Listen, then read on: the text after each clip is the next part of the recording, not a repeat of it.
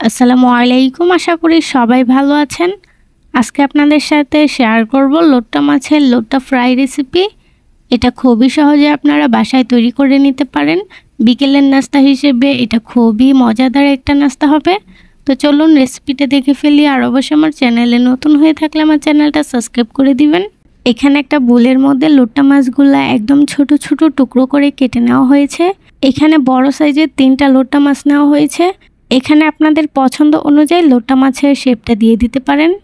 এখন এর মধ্যে দিয়ে দিব 1 চামচ আদা রসুন বাটা, হাফ চামচ জিরা বাটা, স্বাদ মতন লবণ, 1 চামচ সাদা সরিষা বাটা।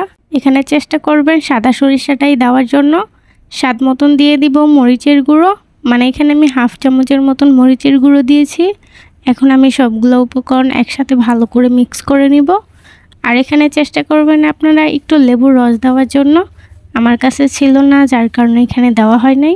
লোট্টা মাছটা আমি 10 মিনিটের জন্য রেস্টে রেখে দিব। আর এদিকে লোট্টাটা কোট করার জন্য এখানে আমি একটা ব্যাটার তৈরি করে নিব। ব্যাটার তৈরি করার জন্য একটা বোলের মধ্যে নিয়ে নিলাম হাফ কাপ ময়দা, তার সাথে দিয়ে দিলাম 1/4 কাপ আতপ চাউলের গুঁড়ো। আপনাদের কাছে যদি আতপ চাউলের গুঁড়ো না থাকে তাহলে কর্নফ্লাওয়ার ব্যবহার করতে পারেন। তারপর দিয়ে দিলাম হাফ চামচ মরিচের গুঁড়ো, স্বাদ মতন লবণ। এখন সবগুলো উপকরণ একসাথে ভালো করে মিক্স করে নিব। মিক্স করা হয়ে গেলে এখানে আমি নর্মাল তাপমাত্রার পানি দিয়ে একটা ব্যাটার তৈরি করে নিব। ব্যাটারটা বেশি পাতলা হবে না, আবার বেশি ঘন হবে না। নর্মালি আমরা বাসায় আলু চপ, বেগুনি বানালে যে রকমের একটা ব্যাটার তৈরি করে নিতে হয় ওই রকমের একটা ব্যাটার তৈরি করে নিলেই হবে। এখানে আমার ব্যাটারটা তৈরি করা হয়ে গিয়েছে। আর থিকনেসটা তো আপনারা বুঝতেই পেরেছেন। লোটা মাছটা ব্যাটারে দেওয়ার পর যেন লোটা মাছের সাথে ব্যাটারটা লেগে থাকে এরকম একটা থিকনেসের ব্যাটার হবে। এখন চলে যাব লোটা মাছগুলা ফ্রাই করার জন্য। লোটা মাছটা ফ্রাই করার জন্য এখানে আমি কড়াইয়ের মধ্যে পরিমাণ অনুযায়ী তেল বসিয়ে দিলাম। তেলটা যখন হালকা গরম হয়ে আসবে এর মধ্যে আমি সবগুলা লোটা মাছ একটা একটা করে ব্যাটারের মধ্যে চুবিয়ে তারপর তেলের মধ্যে দিয়ে দিব। আর অবশ্যই খেয়াল রাখবেন সবগুলা লোটা মাছ যেন একসাথে না হয়ে যায়, তাহলে কিন্তু একটার সাথে একটা লেগে যাবে। আর লোটা মাছগুলা উল্টাতে গেলে একটার সাথে একটা লেগে তারপর লোটা মাছগুলা ভেঙে যাবে।